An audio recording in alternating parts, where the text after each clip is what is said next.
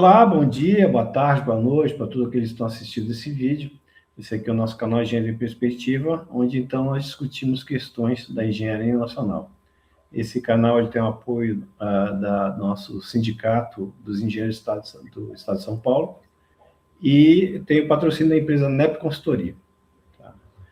Antes de começar aqui o nosso bate-papo aqui com o engenheiro Paulo Padilha, gostaria de mandar um abraço aqui para 3 colegas que estão sempre aqui prestigiando o programa, que são uns colegas meus que trabalham com a gente lá no Centro Tecnológico da Marinha, que é o engenheiro Daniel Carvalho, o engenheiro Joedson Almeida e o engenheiro Alexandre Ribeiro. Isso aí é bastante importante, esse apoio que eles têm prestado para a gente e que tem, então, que mova aqui nosso programa, nossa iniciativa, né? Então, bastante importante, agradeço aqui, assim como todas as pessoas que têm assistido esses vídeos aqui. Isso aqui é bastante importante, porque a gente acredita que está fazendo alguma coisa em prol da nossa engenharia nacional.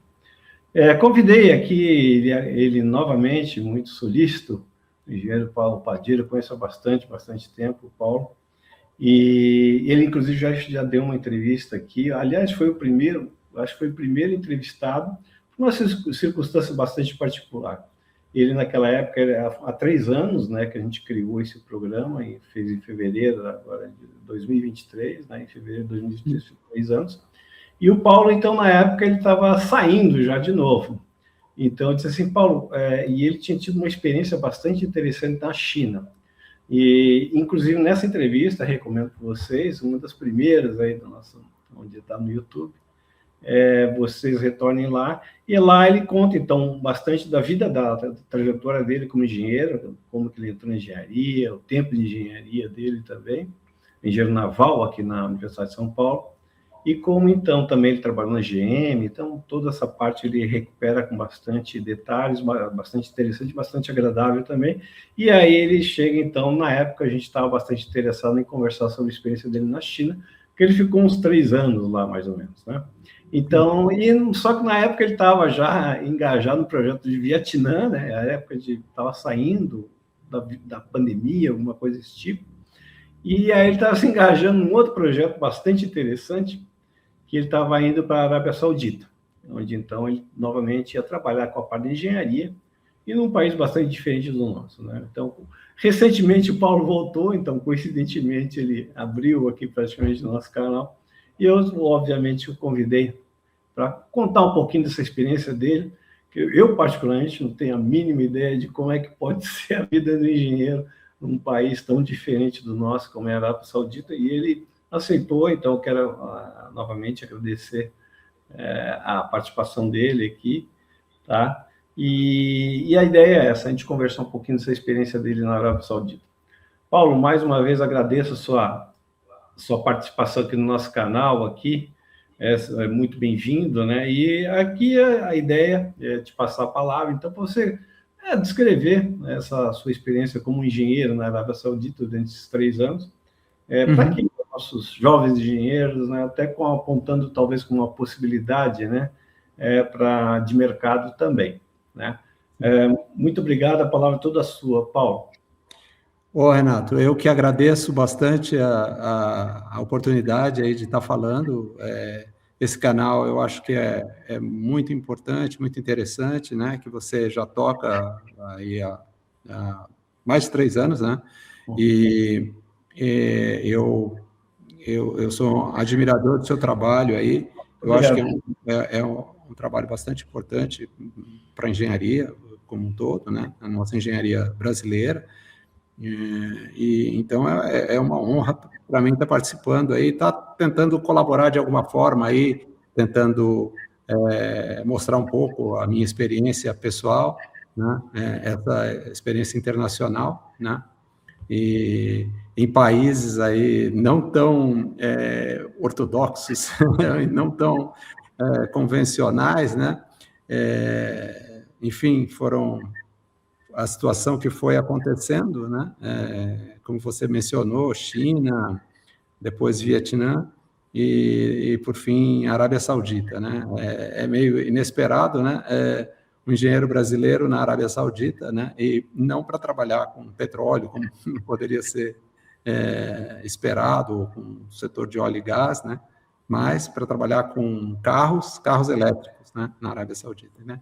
Então, acho que assim, eu posso falar um pouquinho dessa minha experiência aí, e quem sabe incentivar outras pessoas a procurarem também alguma oportunidade fora do Brasil, né? Ou no Brasil, né? Como a gente espera que as coisas caminhem aqui de uma maneira mais, enfim, que se retome o desenvolvimento, né, tecnológico aqui no Brasil, que eu acho que a gente tem muito potencial para desenvolver aqui, né?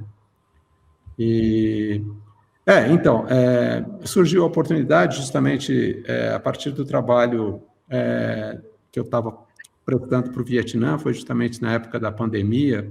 Então, eu trabalhei remoto a maior parte do tempo para o Vietnã, né? Para uma empresa também que estava desenvolvendo carros elétricos no Vietnã, né? O Vietnã seguindo os passos da China aí, tentando desenvolver tecnologia de ponta aí, e então eu consegui esse trabalho lá no Vietnã, e depois, a partir dele, o meu chefe lá acabou mudando para essa nova oportunidade na Arábia Saudita e acabou me convidando para ir trabalhar com ele lá na área de ruídos e vibrações, né? Então, aceitei esse desafio, né? Numa época da vida que eu já estava pensando em dar até uma desacelerada, tive que pisar de novo no acelerador, né? Mas foi uma experiência extraordinária, apesar de tudo, né? A gente às vezes tem muito desconhecimento a respeito do Oriente Médio, da Arábia Saudita e tal, e eu acho que muita desinformação, muita informação assim distorcida,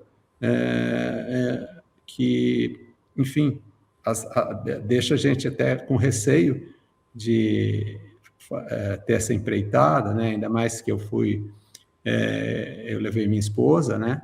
Meus filhos já estão mais crescidos, não foram, mas assim, então, assim, a gente se deslocar sozinho é uma coisa, agora com a família é mais complicado, né? Porque tem toda a parte não profissional do dia a dia que a gente tem que encarar, né? Mas, como eu disse, foi uma experiência, assim, excelente, né? Para mim, tanto do ponto de vista profissional, né? Assim, o reconhecimento, né, de um engenheiro brasileiro lá fora, o respeito que as pessoas têm, isso foi importante, e também do ponto de vista cultural, pessoal, foi muito bom, né? Foi um período que eu posso dizer um pouco de desmistificação, assim, né? Porque a Arábia Saudita é um país assim único, né? Em termos bom, para começar, de geografia, né? É um país que tem diversos climas, né? Ela tem climas tropicais, tem até montanhas em que neva eventualmente, e tem uma grande área de deserto, né? A capital, Riad, para onde eu fui, ela fica no meio do deserto, né? E então, assim, já por aí já é alguma coisa totalmente diferente do que a gente está acostumado, né? Um clima extremamente seco, né? O verão é quentíssimo, chega a 50 graus a temperatura, né? Por sorte, não é uma coisa que a gente fale assim, poxa, 50 graus aqui no Brasil seria uma coisa insuportável, né? Mas como o clima é muito seco, então não é tão assim insuportável, vamos dizer assim. Bom, mesmo porque a gente fica a maior parte do tempo em ar-condicionado, né? No carro, em casa, no trabalho, nos lugares também que a gente vai, é tudo normalmente fechado aí na época do verão, né? E assim, eu digo indoor, né?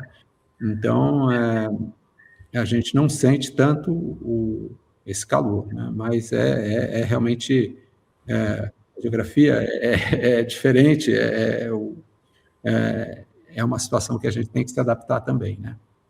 Chuva é muito raro lá em Riad, chove. É uma cidade grande, né, Paulo? Estava vendo aqui, É uma cidade milhões. de 7 milhões de habitantes, uma cidade bem grande, né? Uhum. E eu acho que o desenvolvimento de Riad ele acontece junto com o desenvolvimento da Arábia Saudita como um todo.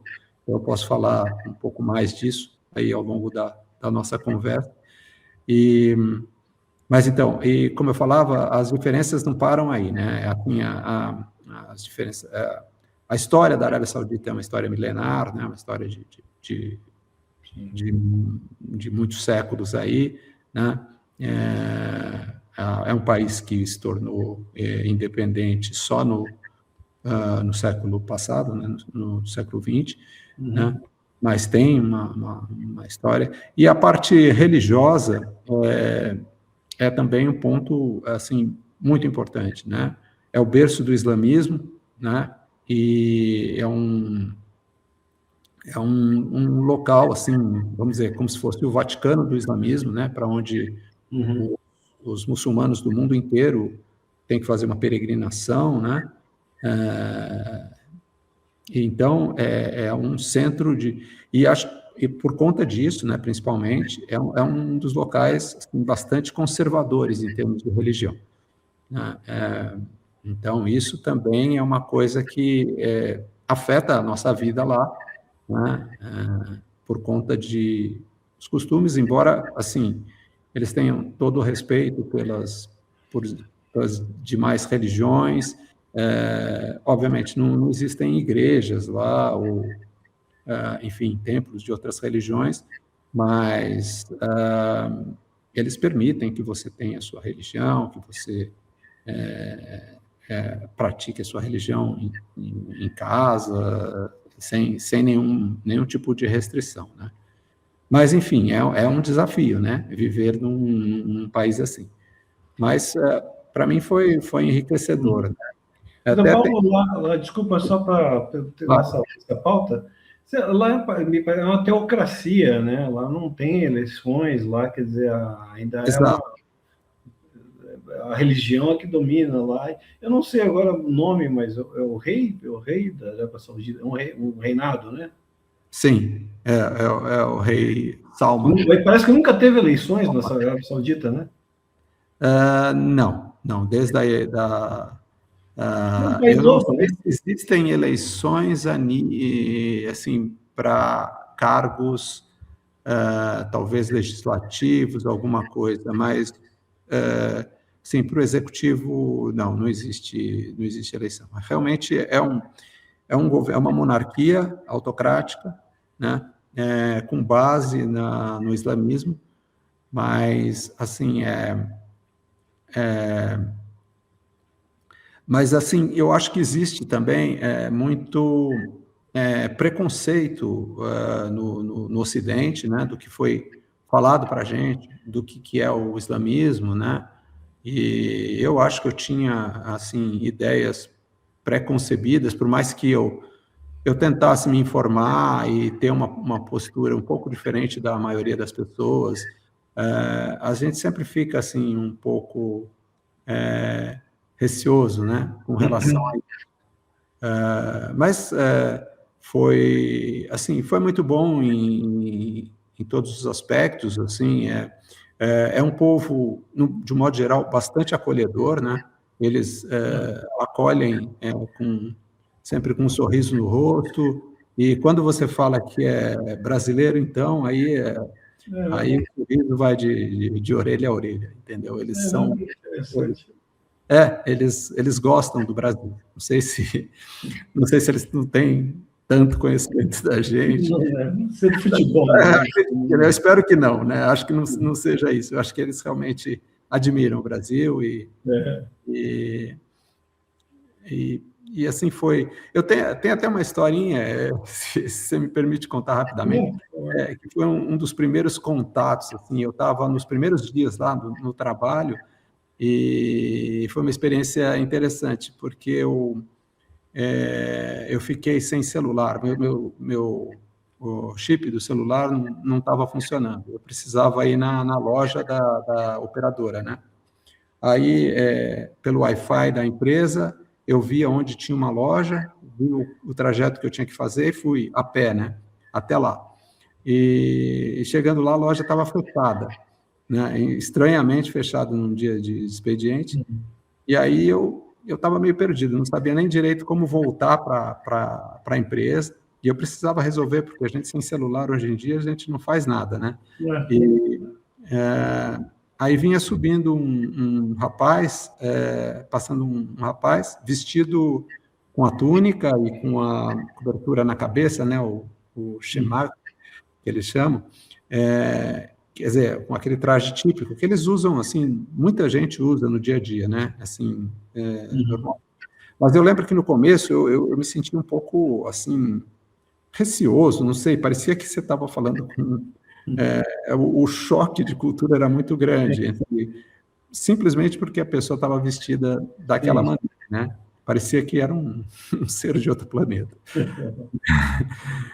Mas eu criei coragem e pedi a ele se ele poderia ver algum lugar que tivesse uma outra loja. Ele falou, tem uma aqui a 10 minutos daqui, né?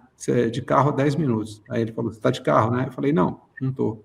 Ele falou, não, então eu te levo lá. Aí ele me levou lá, ele pegou o carro dele, me levou lá, não consegui resolver nessa operadora, a gente foi para uma outra operadora, ele foi comigo, ele falava em árabe com o cara, explicando o meu problema específico lá, e, enfim, perdeu o maior tempo comigo, depois ainda me levou de volta para o escritório, foi extremamente gentil. Aí eu pensei, poxa, isso nunca aconteceria no Brasil, jamais um estranho ia oferecer carona para o outro, né? Haveria medo dos dois lados, né? O medo de você ser sequestrado ou de você ser um assaltante e roubar o carro dele, né? E lá o cara foi assim de uma... Então, acho que assim foi um primeiro contato, assim, até falei para ele, poxa, você foi meu anjo da guarda aqui. E a gente foi conversando, ele era um cara muito religioso, ele estava com um tercinho na mão, assim, que eles ficam, né? E é bem jovem, o rapaz de idade para ser filho. E estava na universidade e tal, e ele foi falando um pouco do Islã. Eu falei assim, a gente tem uma tendência no Ocidente, né, as pessoas falam assim, né, acham que vocês são terroristas, que vocês são, sabe, vocês são muito radicais, etc. Ele falou, eu sei disso, que no Ocidente tem essa... Mas aí ele foi me explicando várias coisas, assim, interessantes, por exemplo, que a gente estava perto do período do Ramadã, né, que é o período do jejum, mês de jejum deles, né, e eu achava, por exemplo, estranho que durante o dia eles ficam sem comer, né, e sem beber, não pode beber nem água, né, e do nascer ao pôr do sol. E depois à noite eles comem, aí comem à vontade, comem bastante.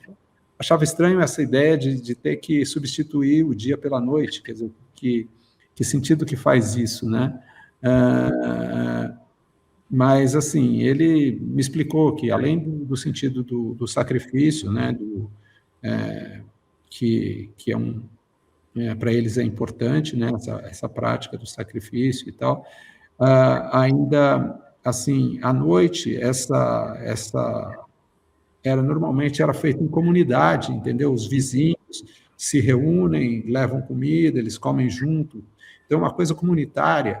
Eu achei bastante interessante, quer dizer, essa ideia que a gente não tem, esse espírito comunitário, que tem bastante no Islã, né? Então, são coisas assim que, às vezes, a gente tem uma ideia muito errada, e aí uma oportunidade dessas, assim, acho que é bem diferente as coisas, né? Então, era só essa historinha aí que eu queria contar. E aos poucos eles vão também, assim, por exemplo, eu estava vendo, né, que uma das questões lá é o tratamento muito diferenciado das mulheres, né? Sim. E isso, eu estava vendo, parece que foi permitido elas tirarem CNH em 2017, né, alguma coisa desse tipo. Exato, muito recentemente. Mas aos poucos me parece também que essa questão da globalização também eles vão atentando algumas questões importantes também que são fundamentais para a vida da sociedade também, né? Sim. Eles avançaram muito. Realmente foi uma coisa muito recente, né? Mas dá a impressão que eles estão avançando bastante nessas questões também, né? Por exemplo, hoje em dia as mulheres não são obrigadas mais a usar o véu, nem a túnica, nem a abaia, nem tampouco aquele lenço aqui no rosto, que tampa, só deixa os olhos de fora. Muitas continuam usando, mas porque querem, porque acham que é importante, né? Uma questão de tradição ou de religião, enfim, mas não é uma coisa obrigatória, né? E então a gente percebe, assim, sei lá, no período que eu passei lá de 3 anos, a gente percebeu já uma mudança de muitas mulheres que já não usam mais, que já não tem aquela obrigatoriedade de usar. Por outro lado, também faz algum sentido. Eu acho estranho realmente essa diferença entre homens e mulheres, né? Um pouco machista. Mas, assim, eu acho interessante as pessoas, por exemplo, essa túnica para os homens, né? E a roupa preta para as mulheres, né? Que ela nivela as pessoas, entendeu? Então, você é aquilo que você é na sua essência, não na sua aparência. Por exemplo, as mulheres, né? Mulheres, você não sabe se a moça é bonita, é feia, se é velha, se é nova, se é gorda, se é magra. E isso, de certa forma, deixa de ser importante. É interessante que, apesar de tudo, quer dizer, óbvio que você tem aqueles costumes, assim, nós brasileiros temos muito costume de tocar as pessoas, de abraçar, e a gente não tem que manter essa distância, mas, assim, fora isso, assim, as pessoas são muito acolhedoras e não tive problemas nenhum, assim, com relação a isso. Outra coisa que eu ia falar, assim, das características, né, uma coisa que aí não tão positiva, né, é uma sociedade, assim, 40% da população da Arábia Saudita é de estrangeiros, né? Poxa, muita gente. Muita gente. E nos países do Golfo é até maior a proporção, bem maior. Mas lá, então, assim, todos os trabalhos básicos, trabalhos braçais, são feitos por estrangeiros, né? E então a gente... Onde que vem essa gente? Então, vem principalmente da Ásia, de países pobres da Ásia, né? Paquistão, Índia, Bangladesh, quer dizer, Filipinas, por exemplo, vem muita gente das Filipinas, e também da África, de alguns lugares da África, Uganda, Tanzânia. Então, tem pessoas assim que vêm para trabalhar lá. E então existe essa diferença social, que existe aqui no Brasil também, mas lá parece que é mais evidente, porque assim é quase que como se fossem castas. Então, isso é uma característica que eu não achei tão legal, né? Óbvio que a gente vai lá como mão de obra especializada, então você vai como... enfim, você está numa posição de privilégio em relação a pessoas, mas não deixa de ser uma situação assim incômoda, né? Mas é basicamente isso, assim. A economia é voltada para o petróleo, né? Sempre foi. Se bem que, assim, tudo isso aconteceu, toda a minha ida para lá aconteceu por conta de uma mudança da política lá, que aconteceu na última década, né? Principalmente de 5 anos para cá, de realmente investir, usar o dinheiro do petróleo e diversificar a economia e investir em tecnologias avançadas, né? Que foi uma iniciativa aí do governo saudita, né? Então, por exemplo, energia renovável, energia solar, por exemplo, que tem um potencial enorme na Arábia Saudita por causa dos desertos e tudo, né?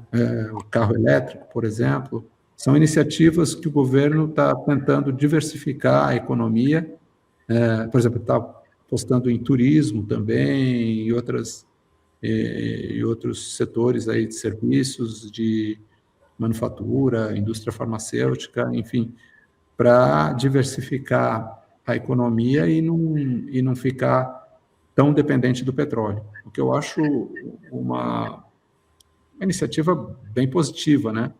E, assim, aproveitando a enorme riqueza que eles têm por causa do petróleo, né? Mas investindo isso, de certa forma, para diversificar a economia e para que no futuro não tenha essa dependência que eles têm hoje do petróleo, né? E foi nesse contexto que a gente, quer dizer, foi criada lá pelo governo saudita, foi criada uma indústria para fazer carro elétrico, né? Desenvolver do zero, né? Mas eles não têm uma política de chamar empresas, né? Como às vezes o Brasil faz, uma política para chamar, como fez, né, nos anos 50 aqui, sim, chamou empresas do exterior para montar. Eles têm chamado, mas, por exemplo, em algumas iniciativas específicas, como a indústria automobilística, eles criaram a própria indústria saudita lá, né? A ideia é criar a própria indústria saudita, né? A empresa chama SEER, né? SEER, né? Que quer dizer avançar em árabe, né? Então, é CEER, né? Tá. É o nome da empresa. E então, mas assim, junto com essa empresa, obviamente que eles querem implantar todo um ambiente, todo um ecossistema de produção, né? Então, fornecedores estariam indo para lá, e aí fornecedores conhecidos, né? Siemens, enfim, outros fornecedores de motor elétrico, Hyundai, enfim, outras empresas estão indo para lá para... Já estão estabelecidas lá? Já estão fabricando? Não, ou ainda? Não estão, porque realmente ela começou do zero, né? Então está ainda em fase de projeto, né? Deve lançar logo mais o primeiro modelo aí, mas assim, então tudo está sendo desenvolvido do zero, né? E isso é fantástico, né? Quer dizer, exige um investimento muito grande e, obviamente, que exige especialmente mão de obra especializada de fora, né?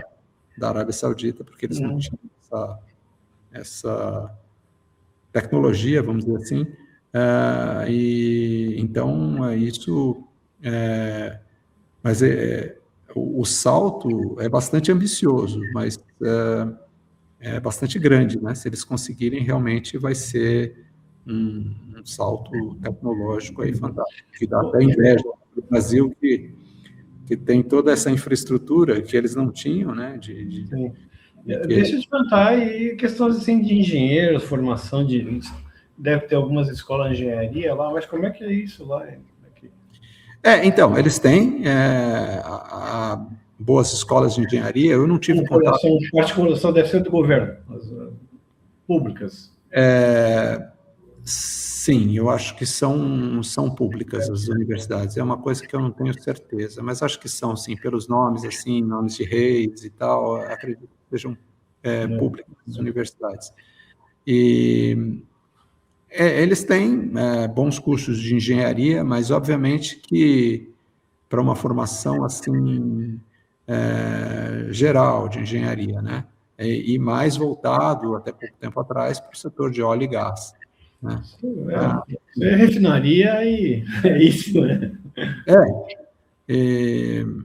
Mas assim, por exemplo, para a indústria automobilística, eles não tinham conhecimento assim, ou formação, dos engenheiros, é muito pequena, né? Então, assim, por exemplo, na SEER, a maior parte do pessoal, vamos dizer que dominava a tecnologia lá, veio de fora, né? Tem alguns sauditas, o governo exige que muitos dos funcionários sejam sauditas, né? Existe uma porcentagem de sauditas que tem que ter, mas eles normalmente ainda não tinham a formação ou a experiência necessária, principalmente a experiência, né, para para tocar sozinho um projeto desse tipo, né? Então, tem gente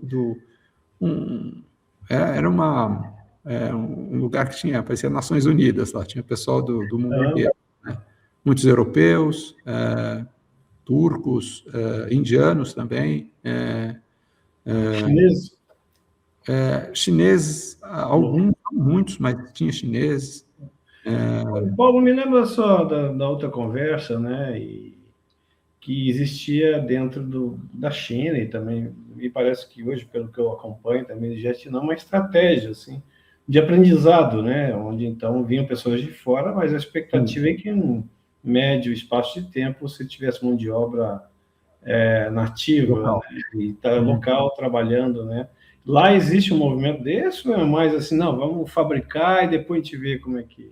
Não, com certeza, isso é um objetivo, né, que eles têm, né? Eu acho que é um objetivo bom, né, porque eles têm esse objetivo de realmente formar quadros de engenheiros locais, né? Mas eu acho que, uma vez que o salto tecnológico é bastante grande, né, isso vai levar tempo, ainda até eles conseguirem não depender quase que exclusivamente de uma engenharia estrangeira, né? Então, é uma coisa que vai ser gradual, né? Mas deve acontecer sim, existe essa iniciativa. Mas existe assim, só complementando, existe, porque a gente sabe, por exemplo, Japão, Coreia, China, Vietnã, se fala na Malásia, todos esses tigres asiáticos aí, mas existe uma estratégia de desenvolvimento onde você caminha, né, amplos investimentos, formação de mão de obra. Lá é um movimento parecido, um pouquinho mais localizado, assim, a coisa mais um espasmo, assim, de vamos fazer uma fábrica. Não, existe essa ideia de uma coisa mais cadenciada, assim, né? Assim, por exemplo, uma coisa que muitos engenheiros recém-formados contratados pela CIR, né, até por conta desse balanço que tem que ter entre os sauditas e os estrangeiros, né, eles contrataram muitos engenheiros novos e mandaram para fora, assim, para fazer uma pós-graduação, por exemplo, nos Estados Unidos, né? Os centros, eles normalmente mandam para os Estados Unidos e Europa Ocidental, né? Assim, que eu saiba, não tem assim ainda um intercâmbio, por exemplo, com a China, né? Mas, então, esses engenheiros são mandados para estudar em universidades americanas, por exemplo, e também para trabalhar em empresas americanas, quer dizer, para ganhar a experiência prática, né? Então, eu acho que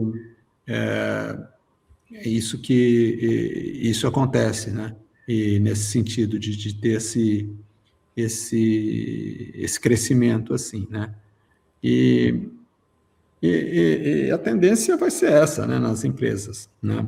Nas empresas sauditas lá.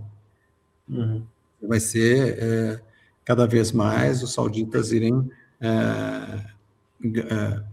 galgando posições lá e podendo tocar sozinho. Mas, como eu falei, eu acho que é uma coisa mais a longo prazo do que acontece na China ou do que o Vietnã pareceu tentar, né?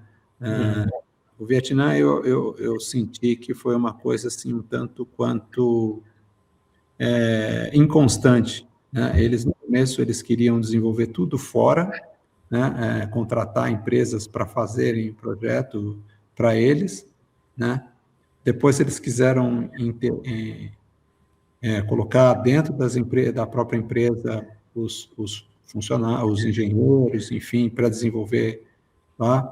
E teve uma fase em que eles quiseram tirar a mão de obra externa e deixar só vietnamita. Mas eu acho que foi um pouco precipitado isso, né? É a impressão que eu tenho. Foi assim, tentaram fazer numa velocidade muito rápida, né? E eu acho que existe um tempo de maturação aí. Exatamente. E no caso da Arábia Saudita, como eles não têm praticamente nada de indústrias, não tinham, né, praticamente nada de indústrias em outras áreas aí, tecnológicas, então esse desenvolvimento vai levar mais tempo, né, para ficar Isso significa que talvez seja um mercado aí que vai precisar de mais gente aí durante um bom Sim, tempo, né, de fora, né? eu acredito que sim. E Deixa nesse sentido, não, só complementando, e nesse Não, sentido, acho que o Brasil tem bastante oportunidade, né? não, eu ia te perguntar assim no dia a dia, né? Porque a gente, assim, a característica da Arábia Saudita, assim, pela questão política, né? É de um país um certo autoritarismo implementado, é bastante estrito do ponto de vista religioso também, que a gente entende, né? Que como é e como funciona, e para a gente causa estranhamento, porque é muito diferente aqui, né? Mas essa realidade entra numa empresa assim, de engenharia, não? Ou a realidade no escritório de engenharia se sobrepõe com uma questão, olha, tem que funcionar assim, né? Não, eu não senti muito isso, não, Renato, sabe? Eu acho que, assim, apesar de tudo isso, assim, a vida, a gente era bastante independente, você tinha acesso à internet, ver o que você queria, não, obviamente que, não sei, talvez tenha situações mais sensíveis, né, do ponto de vista religioso, assim, mas agora dentro das empresas, assim, o ambiente era realmente de uma empresa internacional, entendeu? Então, assim, as regras, era muito internacional. Obviamente que a religião, ela acaba afetando, né? Como eu falei, tem o mês lá, o mês sagrado deles, em que os muçulmanos, eles jejuam. Então, para os estrangeiros, você tinha que ter uma certa restrição para você comer, você não poderia comer em áreas públicas, você tinha áreas bem reservadas para você comer durante o dia, né? Ou mesmo beber água, tomar café, essas coisas, né? Mas até acho que uma questão até de respeito, né, pelos Sim. que estão fazendo isso. E, e eles trabalham, por exemplo, durante esse período 6 horas, enquanto os outros trabalham 8 horas, né?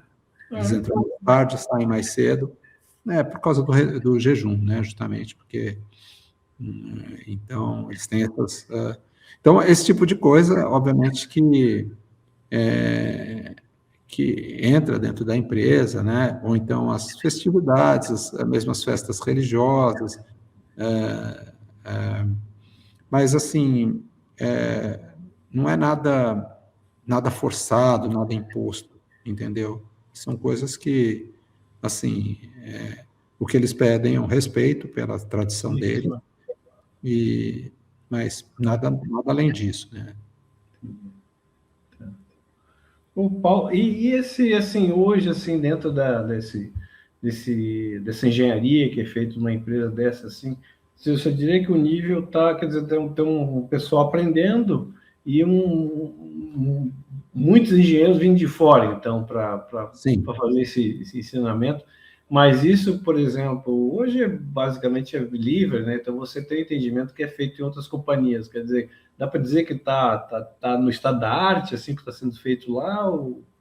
Eu acredito que sim. A preocupação em contratar pessoas que tivessem bastante conhecimento em cada área específica foi bastante grande lá. Então, eu acredito que a tendência está no estado da arte, sim, da tecnologia, né? Obviamente que existem limitações por conta de ser pioneira, né? Por melhor que sejam as coisas, falta tudo. Por exemplo, a gente não tinha um campo de provas para testar os carros lá.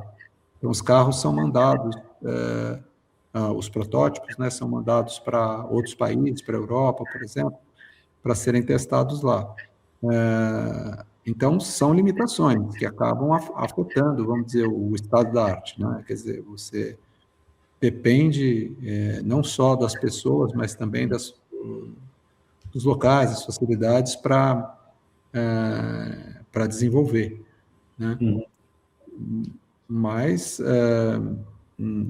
assim, a tendência é realmente fazer um carro no nível dos carros chineses, dos carros europeus, né? E aqui aí eu que não estou a par, né? Mas a decisão de fazer começar com carro elétrico aí já não é um passo avante. É até interessante que é o país, né, do petróleo, né? Eu imaginaria que ela começar com carro a gasolina. Exatamente. Sim, é parte do desafio, né? Assim, eu acho que, por um lado, é tentar deter a tecnologia de ponta mesmo, do que tem de mais avançado hoje no mundo, né? Então, os investimentos pesados são nesse sentido, né? Mas, com certeza, vai ser um desafio, ainda mais porque os carros, em princípio, o mercado, o consumidor deles vai ser... Não é um carro feito como na China, por exemplo, que é feito basicamente para exportação, né? Quer dizer, tudo bem, o mercado local é importantíssimo, mas o chinês também já exporta para o mundo inteiro, né? As coisas, né? E lá, assim, vai ser um desafio realmente conquistar o público para ter um carro saudita, né? Elétrico, né? Não por ser saudita, desculpa, mas por ser elétrico, né? Quer dizer, quando a gasolina lá vai o correspondente a R$ 3, mais ou menos, quer dizer, metade do que da gasolina aqui, né? Então, você não sente, eu tive carro lá, quer dizer, não é uma coisa que pesa, assim, muito o custo da gasolina, né? Então, vai ser uma mudança, e não só isso, né? A autonomia dos carros elétricos também, por mais avançados que sejam, ainda é limitada, né? Então, por exemplo, para você atravessar o país lá, você vai ter que ter estações de recarga, né? Ao longo do caminho enfim, uma rede de estações de recarga, o que também tem que ser implantado em paralelo, né? Então, são desafios aí, né? Agora, imagina uma empresa dessa, por ser até do governo, assim, e um governo tem muito dinheiro, quer dizer, a parte de investimentos deve ser bastante elevada também, né? Sim. Ou não? Sim, os investimentos foram bem grandes, têm sido, né? Bem grandes, né? E aí, ao mesmo tempo, eu acho que, assim, com relação ao mercado, né? Se a gente pensar no crescimento desse mercado e tal, fica uma interrogação, assim, um pouco com relação ao futuro, porque, apesar da tecnologia estar sendo diversificada, ela parte do dinheiro do petróleo, né? E é justamente dessa dependência que eles querem evitar, né? Mas, hoje em dia, por exemplo, se isso vai realmente dar certo, depende um pouco de toda a estabilidade da região, né? A gente vê a guerra, a gente vê o risco da guerra, né? O risco, enfim, de uma instabilidade econômica mundial, né? Estão falando aí numa crise mundial, que vai afetar drasticamente esses investimentos, né? Então, E é um mercado muito competitivo, né, Paulo? Sim. Tem essa também, né? Imagina hoje aqueles carros chineses, né? Mas também de outros países Sim. também, muita gente investindo pesadamente nessa tecnologia, né? Então, de tornar um competidor internacional, começou pelo mercado mais, me parece mais complicado, assim, ao mesmo tempo que demanda questões de sustentabilidade e tal, a gente entende tudo isso, né? Mas o que normalmente se imagina a construção de um player, né? Um mercado um pouquinho menos ambicioso, né? Quanto a essa empresa ser realmente lucrativa, vai ser uma interrogação, assim, né? Quando que ela vai se tornar lucrativa? Porque realmente, como você falou, a competição com o mercado, com carros chineses, né? Carros de outros lugares, principalmente chineses, né? Vai ser, se for um mercado totalmente aberto, vai ser complicado, né? Como é hoje para os carros a gasolina, né? só carros de fora e tal, americanos, chineses, coreanos, enfim. Então, realmente vai ser um desafio, né? Pessoalmente, eu imagino que vai demorar para a empresa ser lucrativa, né? Eu acredito que o governo vai fazer, o exemplo do que a China fez, dar algum tipo de subsídio para as pessoas comprarem o carro elétrico, né? Então... Começar pelo mercado interno, né? Pelo mercado interno, porque o foco hoje é o mercado interno, né? Ou exportação mais para o Golfo, que é praticamente como a gente imagina um pouco, um pouco parecido com a Arábia Saudita em algumas questões aí, né? Porque ali na região não tem experiência similar, né? Bom, eu não conheço nada, né? Mas Não tem. Não tem. Indústria automobilística, não tem. E outras áreas também que eles estão desenvolvendo, também eu acredito que não tenha similaridade na região. Então, por esse lado, ela leva uma vantagem. Eu acho que também tem a questão do próprio orgulho, né? Eu senti assim, eles são muito orgulhosos assim, do país deles, né? Então, acredito que isso vai se refletir na escolha do carro, por exemplo, se o preço não for absurdamente mais caro, isso vai se refletir na hora das pessoas comprarem o carro, né? Escolherem um carro saudita até por uma questão de orgulho mesmo, assim, né? É a primeira fábrica que eles nunca tiveram nenhum tipo de experiência, provavelmente, nessa área. Nessa área, não. Tá. O Paulo, e assim, tu diria que aquele mercado é um mercado ascendente, que assim, tá a parte industrial, a parte de fabricação de carros, mas também existe a possibilidade de investimento em mais bens de capital, coisas manufaturadas, produtos industriais mesmo, isso aí existe, mas mercado... Com essas... Tem lá uma grande refinaria lá, né? Sim, exato, mas até pouco tempo era isso mesmo. Né? Esses investimentos, a tendência é um mercado ascendente, né? Assim, porque a população, vamos dizer, a renda per capita lá não é baixa, apesar da distribuição bem desigual, né, da população, mas assim, eu acredito que tenha um potencial de crescer bastante o mercado. Mas como eu falei, existe uma incerteza em relação ao futuro por conta da instabilidade, né, geopolítica ali da região, e então isso pode atrapalhar esses planos aí, né? Mas não, mas a Arábia também ela quer desenvolver, por exemplo, turismo, né? Quer ser um centro mundial de turismo, né? Que aí eu acho que o aspecto cultural talvez acabe pesando também um pouco, né? Para atrair turistas, por exemplo, europeus e tal, precisa ser um pouco mais aberto em termos de para o resto do mundo, em termos de restrições e tal. Por exemplo, não poder beber álcool, né? Que é diferente até de outros países, né? Muçulmanos, em que existe uma tolerância para estrangeiros, para consumo de álcool, existem lugares que vendem bebidas alcoólicas. Na Arábia Saudita é totalmente proibido. Meio fechado, assim, né? Então, não tem... Agora está surgindo também um movimento nesse sentido de liberar para estrangeiros, para não muçulmanos. A gente fala estrangeiro, mas estrangeiro não muçulmano, né? Porque tem estrangeiros muçulmanos lá também. Mas para não muçulmanos, a possibilidade de comprar uma cota de bebida, como existe, por exemplo, nos Emirados, né?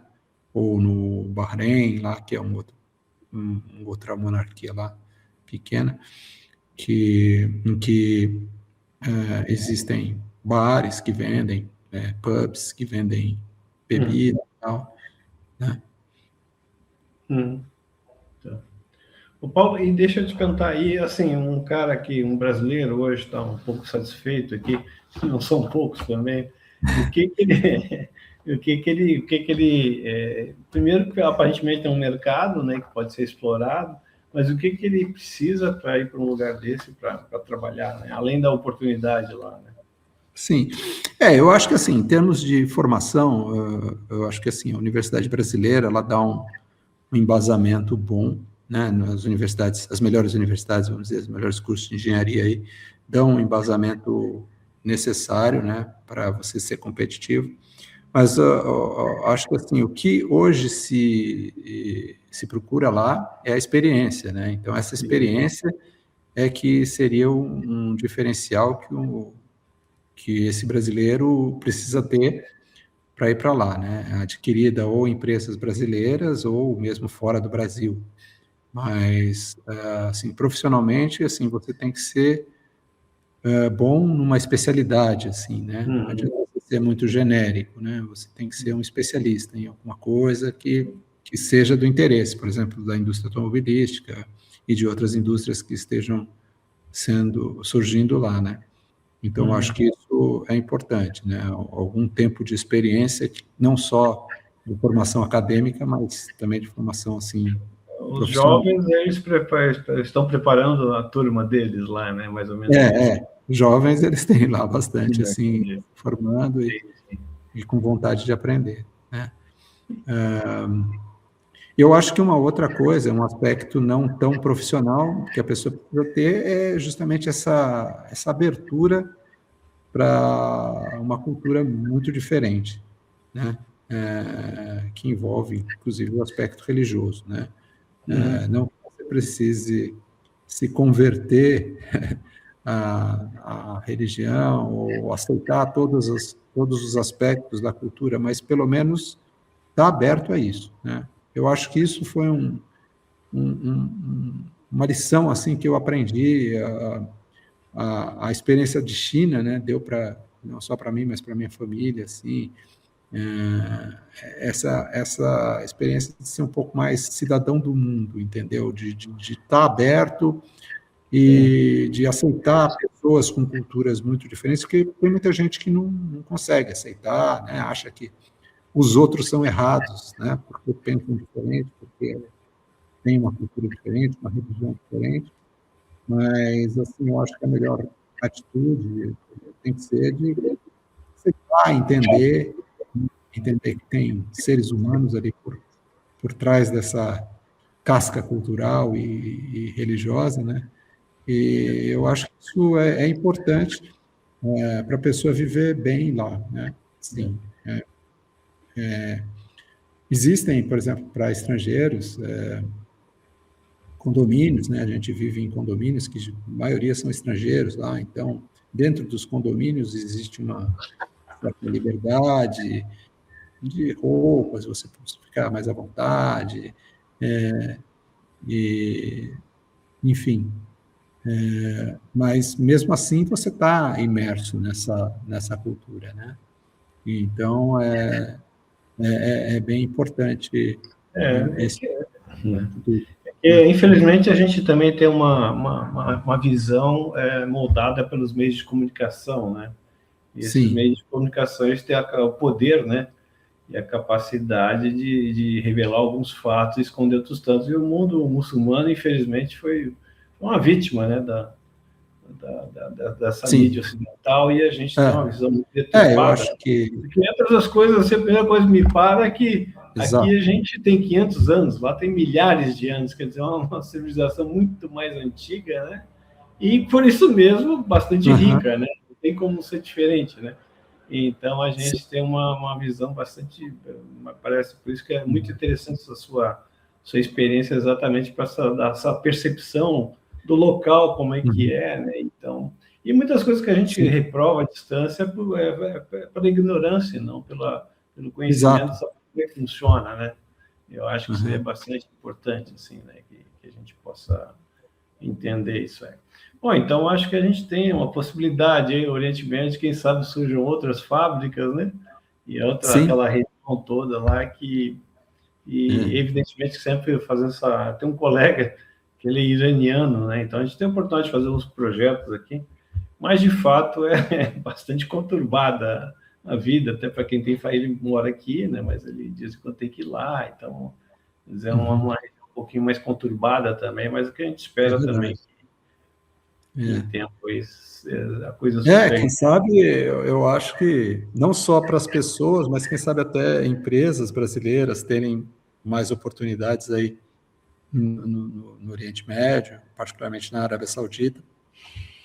É uma esperança que eu tenho, assim, eu acho que a gente tem, de repente, pode juntar muita coisa, né? Eu sinto, assim, que o Brasil tem um potencial, por exemplo, humano muito, muito bom, né? Na engenharia, pessoas com bastante capacidade e que podem ser, né, aproveitadas. Lá eles têm... Adaptação também, né, Paulo? Como? A capacidade técnica e de adaptação também, né? Sim, é verdade, verdade. Eu acho que por isso que os brasileiros muito se dão bem lá por causa disso, né? Também essa capacidade de adaptação, não só pessoal, né? Mas até profissional, né? Saber lidar com incertezas, com variáveis, assim, que às vezes o pessoal aí de europeu e tal não tem mesmo jogo de cintura, né? Talvez. O Paulo, só uma pergunta antes de finalizar aqui. Você entra, como é que você, acho que da outra vez você comentou um pouco como é que você entrou nesse circuito internacional aí, né? Através de contatos pessoais, mas também redes sociais, me parece, né? Sim. Eu acho que tudo começou com o contato da China, né? No meu caso. Quer dizer, foi uma espécie de uma bola de neve, né? Depois que se abre uma porta, aí as outras ficam mais fáceis, né? Porque você deixa de ser um cara local, assim, você passa a ser visto como uma pessoa com experiência internacional. Então, mas começou com o LinkedIn. Eu, com contato pelo LinkedIn, me acharam. Assim, eu não tinha absolutamente nenhum contato com as pessoas que fizeram o primeiro contato comigo, né? Então, aí gostaram do meu perfil, assim, mas foi quase que uma obra do acaso, vamos dizer assim. Mas que foi, eu acredito, quer dizer, obviamente que o LinkedIn era uma coisa que eu já postava, assim, de deixar né, o perfil no LinkedIn, enfim, em inglês, etc. Abrir para pesquisar oportunidades, se bem que nesse caso, como eu falei, foram eles que me procuraram, não fui eu que eu me surpreendi, né? Mas aí, a partir da China, a partir desse primeiro trabalho lá, aí abriram portas, né? Eu acabei conhecendo o pessoal do Vietnã, prestando serviço, né? Quando eu estava na China, prestei serviço para o Vietnã, depois que eu saí da empresa da Magna lá na China, aí eu fui trabalhar no Vietnã, porque já me conheciam, né? E aí, para a CIR também foi um contato assim. Então, eu acredito que o mais difícil é o primeiro passo, eu acho, para ir para fora. Mas tem gente que foi para a CIR também como primeiro trabalho fora. Mas você comentou um ponto interessante, que são países que naturalmente querem pessoas experientes, né? Acho que isso é interessante também ser ressaltado. Sim. Eles não vieram atrás de um jovem, né? Que não, vai lá para ensinar, para passar conhecimento, né? Quer dizer, um perfil mais ou menos definido, né? Então, isso é importante. Eu acho que o que é bom, né? A gente já tem mais idade também, quer dizer, ter oportunidades a gente nem encontra no Brasil, né? Que as pessoas é uma forma de abrir mercado também, né, Paulo? Mas eu acho que para um recém-formado é mais difícil ele conseguir um trabalho lá, porque eles têm interesse justamente em ter os recém-formados sauditas, né? Ô, Paulo, só para a gente finalizar, os próximos 3 anos, você pensa trabalhar onde, Paulo? Então, vamos marcar a próxima entrevista. É a pergunta que não quer calar, eu não sei. É uma incógnita. Procurar algum país aí mais exótico. Talvez na África, quem sabe. Exatamente. Ou então, uma coisa um pouquinho mais tranquila, Nova Zelândia também. Né? Pois é. Mas está ótimo. Paulo, quero te agradecer mais uma vez a participação aqui. Por favor, deixar uns minutos se você quiser comentar mais alguma coisa que você gostaria de falar, a parte da sua experiência, né? Mas daí também vou te liberar aqui, que a gente passou um pouquinho já do combinado. Então, eu acho que era o que eu pretendia falar, assim, e eu espero ter ajudado, ter contribuído também para as pessoas que estão nos assistindo e tal, que possa ser um incentivo. E eu agradeço mais uma vez, Renato, essa oportunidade aí. Eu que agradeço. Vamos manter o contato, né? Quem sabe você ficar por aqui fica mais fácil. Fica mais fácil, A ideia, em princípio, é essa, ficar aqui no Brasil agora. Tá bom, Paulo, muito obrigado aqui por sua participação. Obrigado, Renato. Aqui. Acho que a gente tirou algumas conclusões aqui importantes, né? E que eu acho que vai ajudar bastante gente. Tá bom, companheiro? Tá, um grande abraço para você. Muito obrigado, Renato. Um grande abraço. Tchau.